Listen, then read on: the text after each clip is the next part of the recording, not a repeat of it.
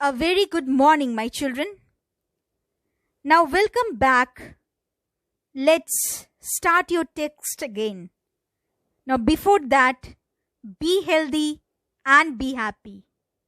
So, let's start. Bepin Babu's car was safely parked in Bertram Street by the Lighthouse Cinema. So, his car was safely parked by the Lighthouse Cinema. He told the driver as he got into the car, "Just drive by the Ganga. Will you, Sitaram?" Driving up the Strand Road, Bepin Babu regretted having paid so much attention to the intruder.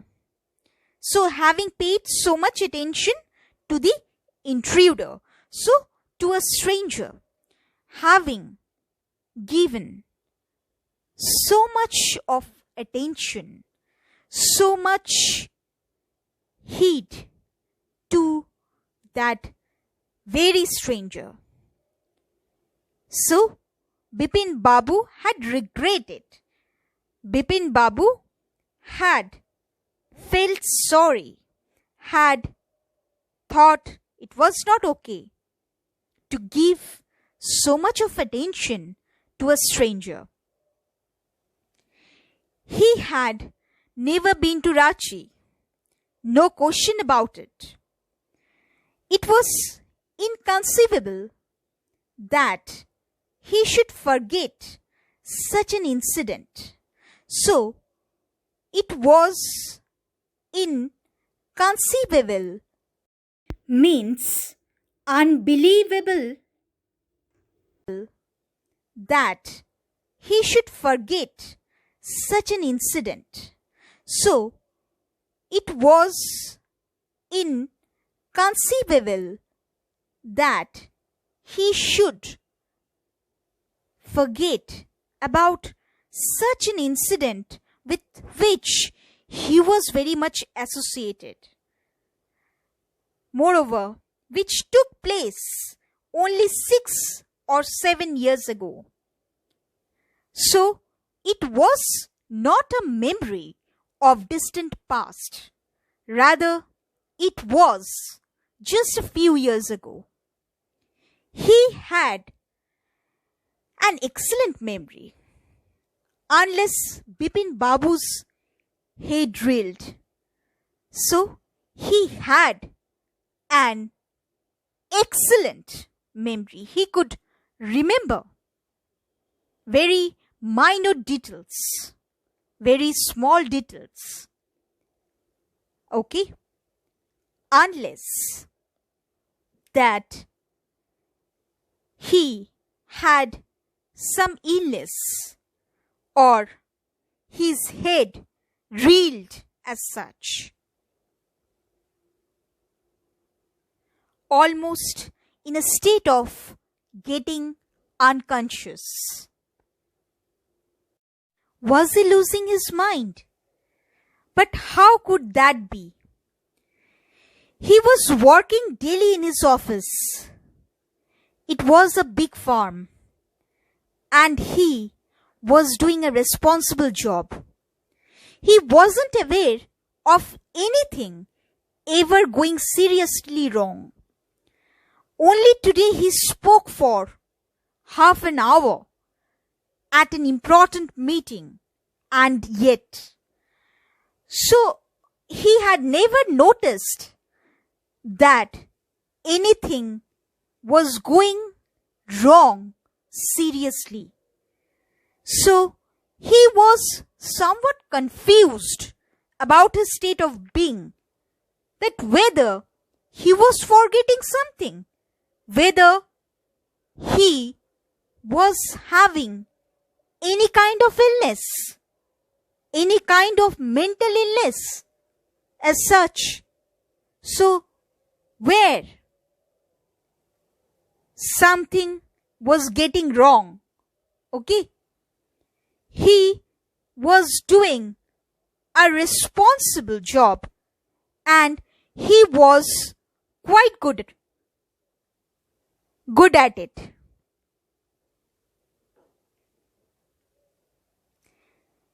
And yet the man knew a great deal about him. How? He even seemed to know some intimate details. The bag of books, wife's death, brother's insanity. The only mistake was about his having gone to Ranchi. Not a mistake, a deliberate lie. So Bepin Babu thought that the stranger was somewhat lying to him. He himself was not doing any kind of mistake. Rather, that person was lying to him. And it was also not that person's mistake. Rather, he had told intentionally a lie. In 1958, during the pujas, he was in Kanpur at his friend Haridas Bagchi's place. All Bepin Babu had to do was write to. No, there was no way of writing to Haridas. Bepin Babu suddenly remembered that Haridas had left with his wife for Japan some weeks ago and he didn't have his address.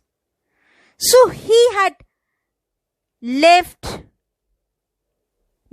Haridas had left with his wife for Japan some weeks ago only and he didn't have his address.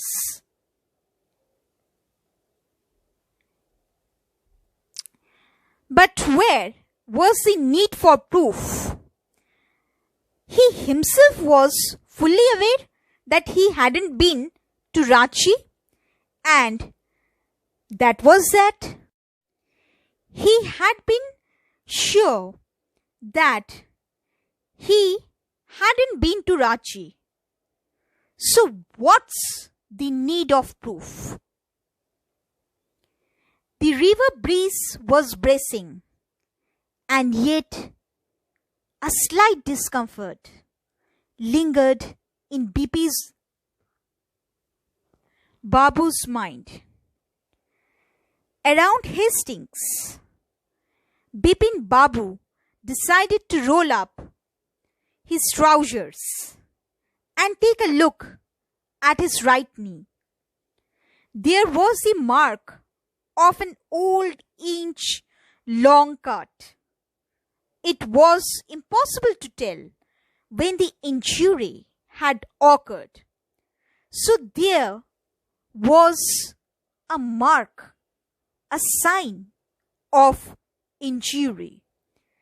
But when it had taken place, when it had actually been, it couldn't be remembered. So, actual incident was forgotten. He couldn't remember when the incident had taken place, had happened actually. Had he never had a fall as a boy and cut his knee? He tried to recall such an incident, but couldn't. Then Bepin Babu suddenly thought of Dinesh Mukherjee. The man had said that Dinesh was in Ranchi at the same time. The best thing, surely, would be to ask him. He lived quite near in Beninondan Street. What about going right now? But then, if he had really never been to Ranchi, what would Dinesh think if Bepin Babu asked for a confirmation? He would probably conclude Bepin Babu was going nuts. No, it would be ridiculous to ask him. So, it would be too silly to ask him. It would be too embarrassing to ask him.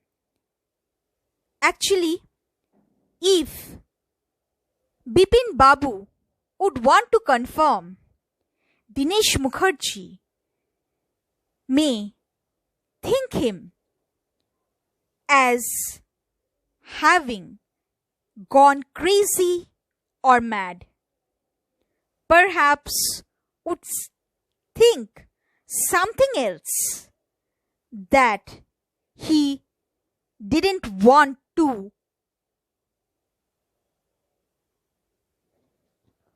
be thought of.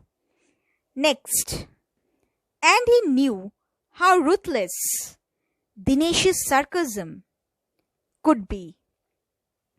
Sipping a cold drink in his air-conditioned living room, Bepin Babu felt at ease again. So he was comfortable, sipping a cold drink in his cool, air-conditioned room. Such a nuisance. Just because they have nothing else to do, they go about getting into other people's hair. So they are quite interfering. They are quite annoying. They interfere too much about other people's affairs or other people's lives.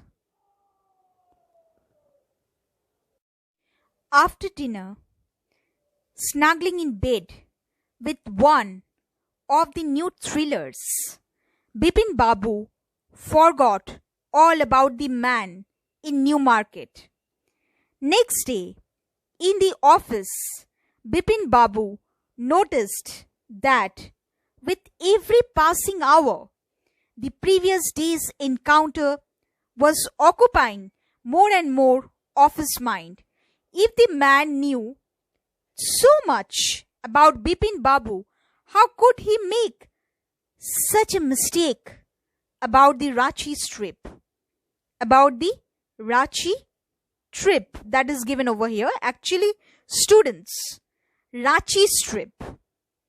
Just before lunch, Bepin Babu decided to ring up Dinesh Mukherjee. It was better to settle the question over the phone. At least the embarrassment on his face wouldn't show. 235616. So the phone number, okay, 235616. Bepin Babu dialed the number. Hello. Is that Dinesh? This is Bepin here. Well, what's the news? I just wanted to find out if you recalled an incident which took place in 1958. So Bepin Babu finally asked, after getting confused more and more after the incident occupied his mind more and more, after he became more anxious. So he finally asked to clear his doubt, to get over his confusion. So he finally asked Dinesh Mukherjee that whether he recalled an incident that took place in 1958 or not. 1958? What incident? So he asked Bepin Babu. So Dinesh Mukherjee asked Bepin Babu, 1958?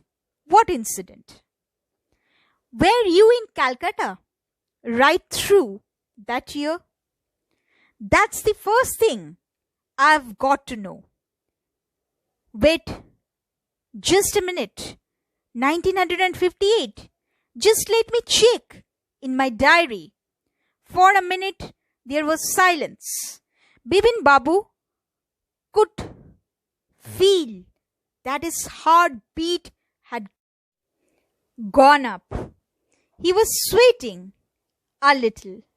So for a minute there was silence, and Bepin Babu could feel that his heartbeat, his rate of beating, heartbeat had gone up. He was sweating a little, so he was having sweat, okay, and he was getting in tension, he was getting in anxiety, he was getting in more and more state of excitement mixed with confusion. So he was somewhat very much curious, somewhat very much anxious to know whether that incident had really took place in his life or not. Hello. Yes, I've got it. I had been out twice. Where? Once in February, nearby to Krishnanagar, to a nephew's wedding, and then you'd know about this one, the trip to Ranchi. You were there too. That's all. But what's all this sleuthing about? So, what's this all research, investigation about? So, here we can see that after opening his diary, Dinesh Babu had told that he had been to Krishnanagar, then to Ranchi. Now, he then wanted to confirm or wanted to know why Bepin Babu was investigating so much about. No, I just wanted to. Anyway, thanks. Bepin Babu slammed the receiver down and gripped his head with his hands. He felt his head swimming. A chill seemed to spread over his body. There were sandwiches in his tiffin box, but he didn't eat them. He had lost his appetite. So he felt somewhat that he had lost his appetite. He couldn't take his usual food, his usual tiffin.